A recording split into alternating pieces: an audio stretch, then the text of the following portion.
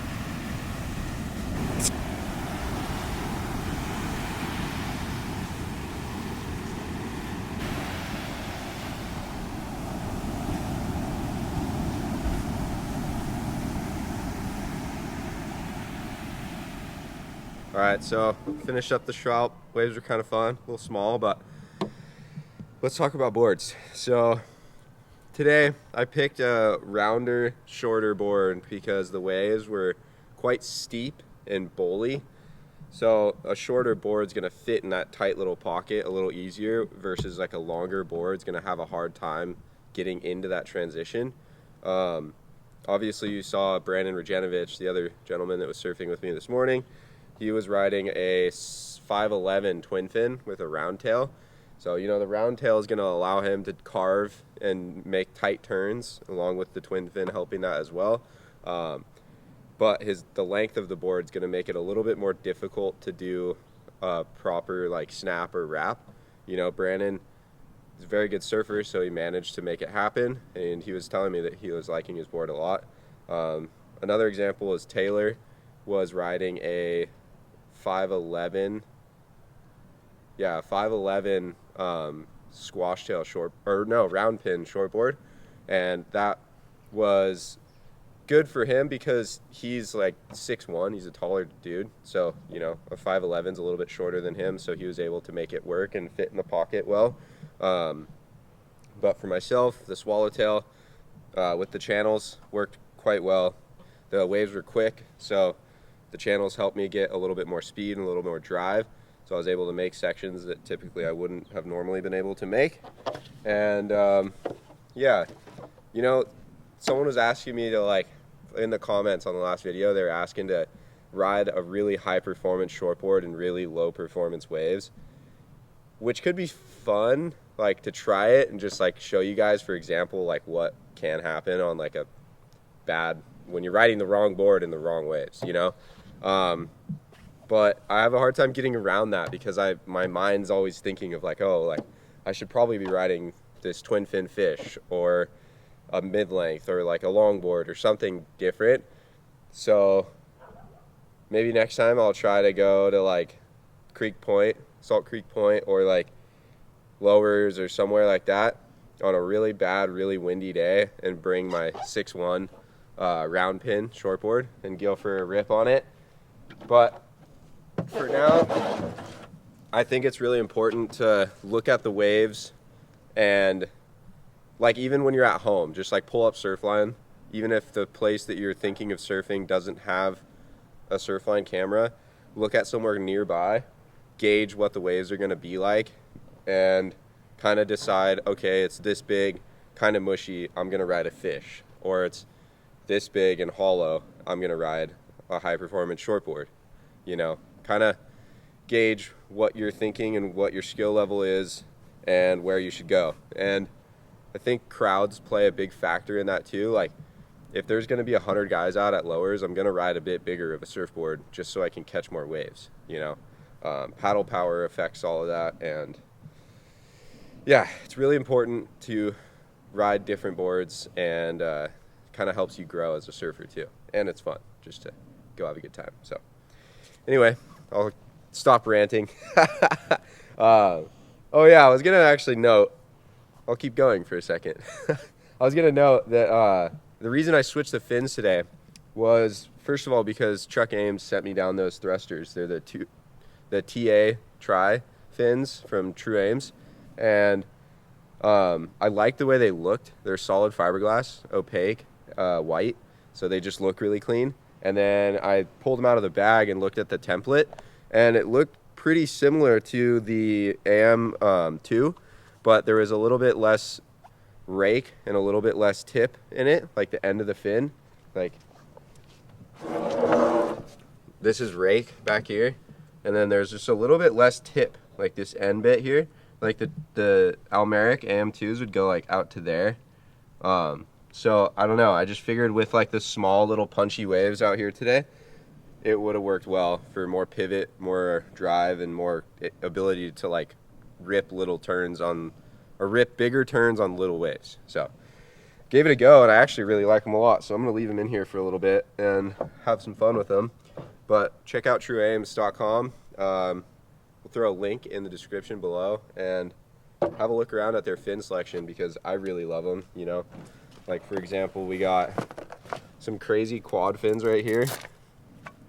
They're the John Simon quads. And they got this crazy little tip thing going on. Trippy foil. Super small base. So they got all kinds of cool stuff going on. Something weird, something different, something will make you think a little bit. And even something normal, just like these quads that are just kind of a standard quad. You can see the base is smaller as well, and simple, normal fin. So yeah, or you know, these are my daily drivers, the True Ames, Almeric, large. So have a look around at trueames.com. We'll throw a link in there for you guys, and try out something different, have some fun, and try your best to change up your daily driver based on the wave selection at hand. So challenge yourself. All right, guys, thanks for tuning back in to another episode of Shralp Stories. We'll be back next week on Monday with another episode, and catch you guys then. All right, later.